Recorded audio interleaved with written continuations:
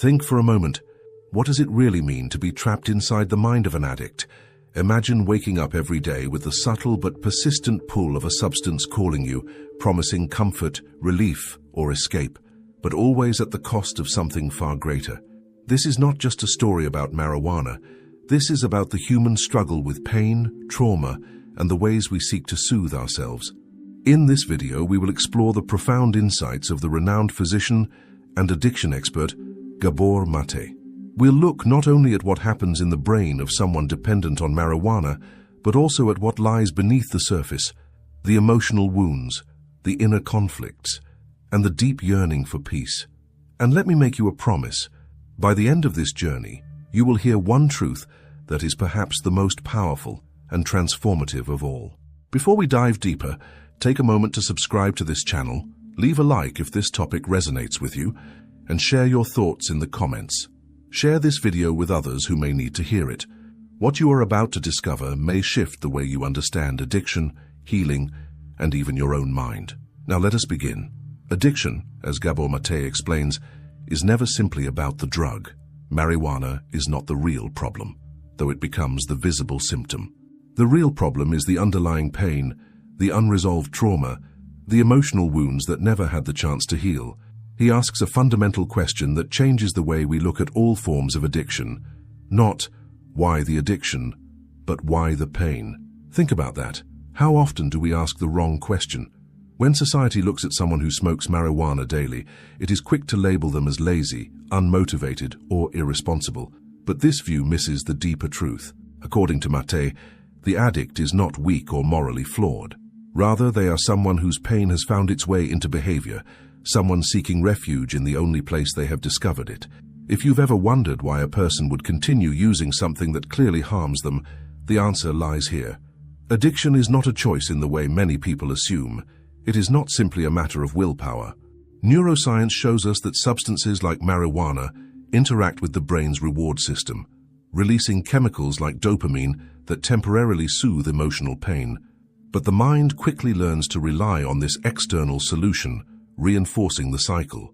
The more pain one carries inside, the stronger this cycle becomes. But here is the paradox. The very substance that promises comfort eventually deepens the discomfort. Marijuana may numb anxiety for a moment, but over time it can increase the very unease it seeks to silence. It may offer a false sense of connection, but in reality, it can isolate the user even further from their relationships, from their purpose, and from themselves. Let's pause and reflect on something important. If addiction is not about the drug but about the pain, what does that mean for healing? Could it be that recovery does not begin with fighting against the substance, but with turning inward, with facing the pain we've spent years avoiding?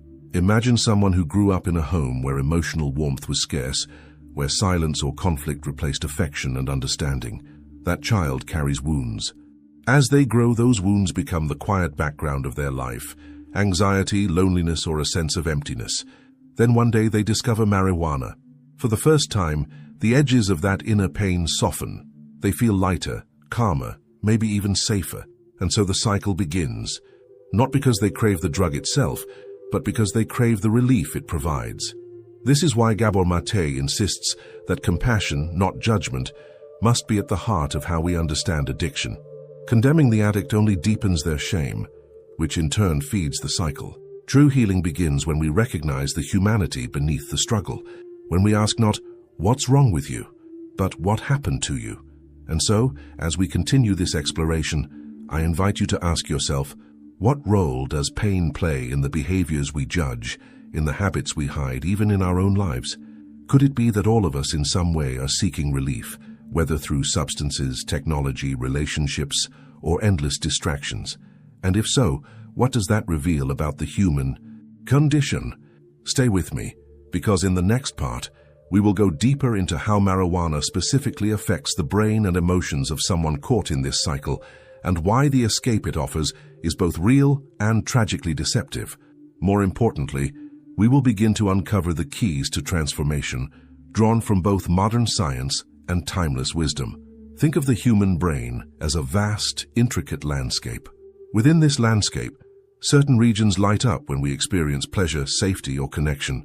These areas, particularly those involving dopamine and the brain's reward pathways, are crucial for survival. They motivate us to eat, to bond with others, to pursue meaningful goals. But when marijuana enters this system, it doesn't simply blend in, it hijacks it. Marijuana interacts with cannabinoid receptors, altering the way the brain processes reward and stress.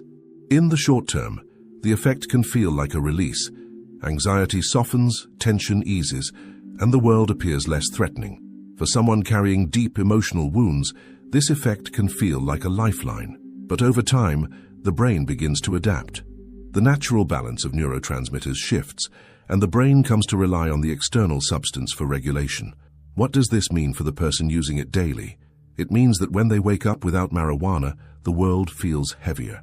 Emotions seem sharper, anxiety more oppressive, and the very state of balance they once had feels increasingly out of reach without the drug.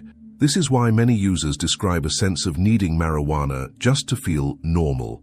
Here is where Gabor Maté's perspective becomes revolutionary. He emphasizes that this is not a failure of character. It is the natural outcome of how the brain adapts to pain and relief. The addict is not weak, they are wounded. They are responding to the deep truth of their nervous system that pain demands soothing. And yet, here is the tragic paradox. While marijuana can ease discomfort in the moment, over time it narrows the mind, dampens motivation, and disconnects the individual from their deeper potential. What once felt like freedom becomes a cage. Have you ever noticed how someone who smokes heavily often describes a lack of drive, a fog that makes even simple tasks feel overwhelming? This is not laziness. It is biology and psychology working together in a destructive loop. But pause here and reflect. How many of us, even without marijuana, fall into similar patterns? Maybe not with a drug, but with scrolling endlessly on our phones, or numbing ourselves with food, or losing hours to distractions. We chase relief from discomfort, but we end up stuck in behaviors that diminish us. Addiction, in its essence, is not about the substance. It is about the human search for relief, repeated until it harms. One of the most important points MATÉ makes is that addiction always tells a story. If we look closely, every habit reveals something about the pain beneath it. For marijuana users, the story may be about anxiety, about loneliness, about unprocessed trauma. It may be about a sense of disconnection from life itself. The drug becomes both the mask and the message. It covers the pain, while also revealing that the pain is there. Science supports this view. Studies show that childhood adversity, whether emotional neglect, abuse, or loss, is one of the strongest predictors of later addiction. The greater the trauma, the higher the risk. This is not coincidence. It is the nervous system, shaped by pain, seeking balance wherever it can find it. For some, marijuana becomes that balance, at least temporarily. But here is the vital question.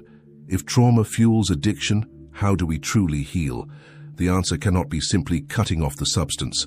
For many, quitting marijuana without addressing the pain underneath is like ripping away a crutch from a wounded leg. The person may collapse under the weight of the unresolved suffering. Real healing means not only removing the drug, but also tending to the wound it has been covering. So let us imagine a different approach. Instead of asking, how do we stop people from using marijuana? We might ask, how do we help people heal from the pain that drives them to it? This changes everything. It shifts the focus from punishment to compassion, from stigma to understanding, from blame to healing. Think of someone you may know who struggles with marijuana. How might their story change if instead of judgment, they were met with curiosity? Instead of being told, you're ruining your life, they were asked, what are you trying to escape from? What pain are you soothing? This shift alone can open the door to profound healing because it acknowledges the truth. No one chooses suffering, but everyone seeks relief. As Gabor Maté reminds us, healing is not about fighting the addiction. It is about reconnecting with the self that has been lost beneath the pain. It is about finding safer, healthier ways to soothe, to regulate, and to live fully. Stay with me, because in the next part we will explore the path forward, how understanding the roots of addiction can lead not only to freedom from marijuana, but to a deeper connection with life itself. We will look at practical insights, psychological, philosophical, and even spiritual, that can guide us from the cycle of escape toward the possibility of real transformation. Imagine standing at a crossroads. On one path lies the familiar cycle of using marijuana to soften the sharp edges of pain. It offers temporary relief, but leads to the same fog, the same sense of emptiness, the same unfulfilled longing. On the other path lies the unknown, facing the pain directly, without the shield of intoxication. This second path is far more difficult, but it is the one that leads to true healing and freedom. Gabor Maté explains that addiction is not fundamentally about pleasure-seeking. It is about pain avoidance. That is why telling someone to just stop often fails. It dismisses the inner suffering that fuels the behavior. Healing begins when we create the space for that pain to be acknowledged, understood, and compassionately held. But how does one begin such a journey? The first step is awareness. To recognize the cycle for what it is, to name it without judgment. Awareness itself is a form of liberation. When a person can look at their use of marijuana and say, "This is how I've been coping. This is what I've been using to soothe my wounds," they have already taken the first courageous step away from denial and into clarity. Philosophers and psychologists alike have long emphasized the power of self-awareness. Socrates declared that the unexamined life is not worth living. Carl Jung argued that we cannot change until we make the unconscious conscious. In the case of addiction, this means recognizing that what we are truly seeking is not the substance, but the comfort, safety, and peace we have been missing. From awareness, the next step is connection. Addiction thrives in isolation. Marijuana may create the illusion of connection, relieving anxiety in social settings or making solitude feel more tolerable, but in reality, it often deepens loneliness. Healing requires the opposite, authentic human connection. Studies have shown that people who recover successfully from addiction often do so within communities of support, whether through therapy, recovery groups, or close relationships grounded in empathy. Ask yourself this: who do you allow to see your wounds? Who can you speak to without fear of judgment?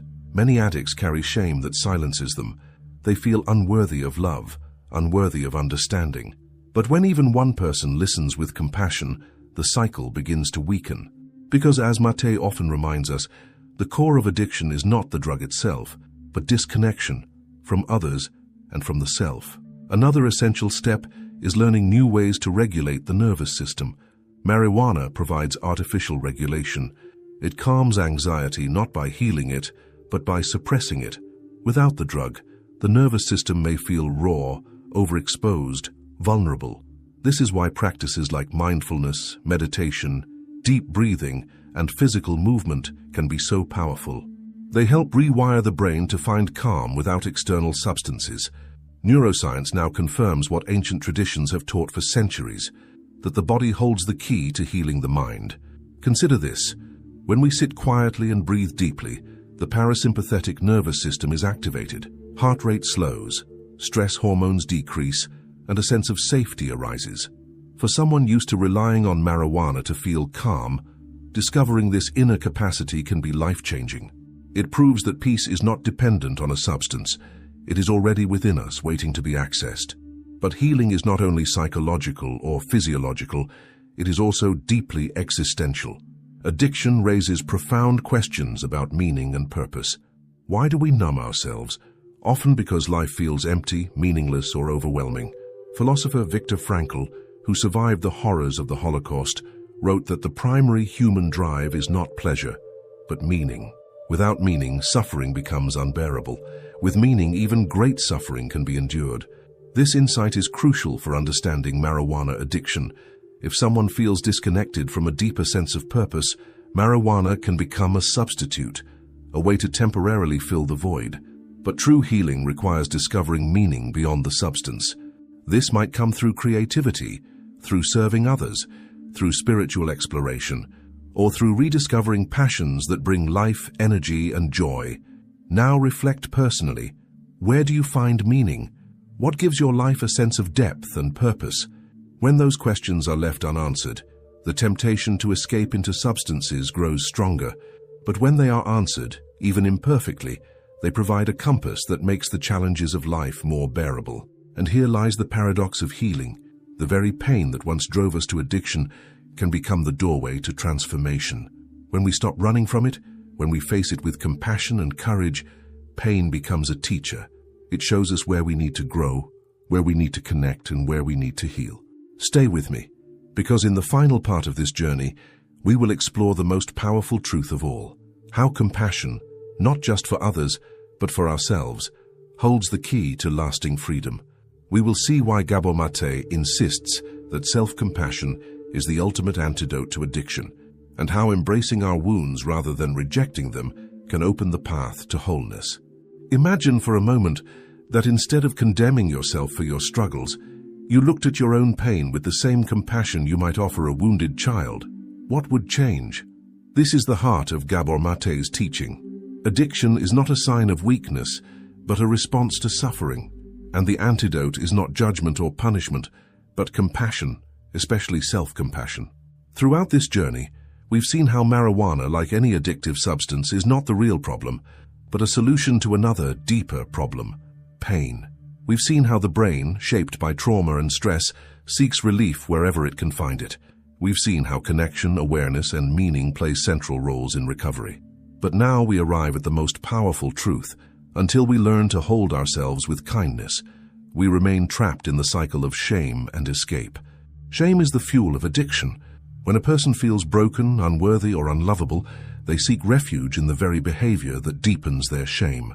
This is the vicious cycle, and society often makes it worse, judging addicts harshly, portraying them as failures, or dismissing their struggles as moral flaws. Yet Maté reminds us, when we look beneath the surface, every addict is someone who has been hurt, someone whose need for love and safety was not met. When compassion enters that space, transformation becomes possible. Think of the words of the Buddhist teacher, Thich Nhat Hanh. Compassion is a verb. It is not an abstract idea, but an active practice of meeting suffering with presence and care. For the addict, self-compassion means acknowledging, I did what I needed to survive. I found a way to cope. It may not have served me in the long run, but it kept me alive. From that recognition comes the strength to choose differently. Ask yourself now, what would it mean to treat your own wounds with gentleness rather than judgment? To see your coping mechanisms not as sins, but as signals. Every craving, every urge, every relapse, it is all information. It points to a part of you that is still hurting, still longing to be seen and soothed.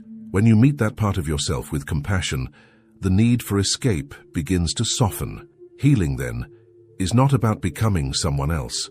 It is about coming home to yourself, the self that has always been there beneath the pain, the self that deserves love, dignity, and freedom.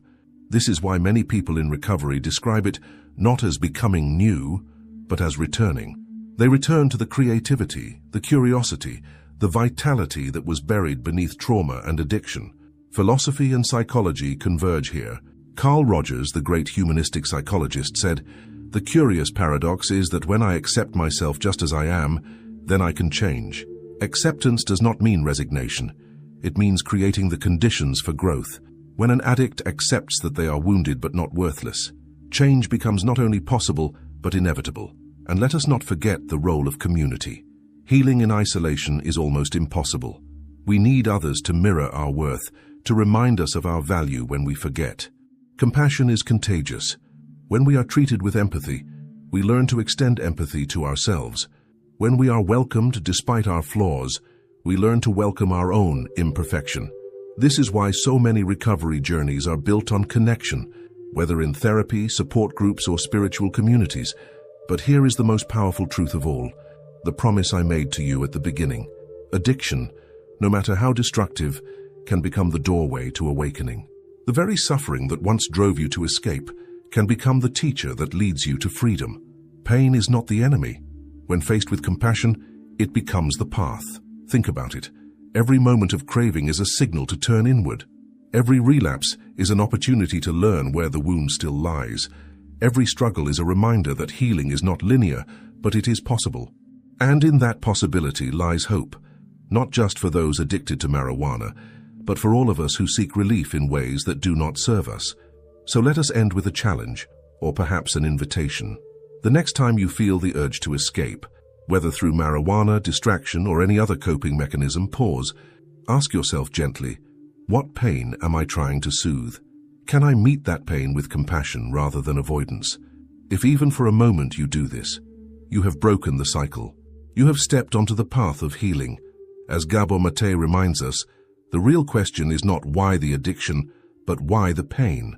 And when we learn to answer that question with compassion, we unlock the possibility of transformation, not just freedom from substances, but freedom to live fully, authentically, and meaningfully. If this message has resonated with you, take a moment now to subscribe, to share your thoughts in the comments, and to pass this video along to someone who may need to hear it.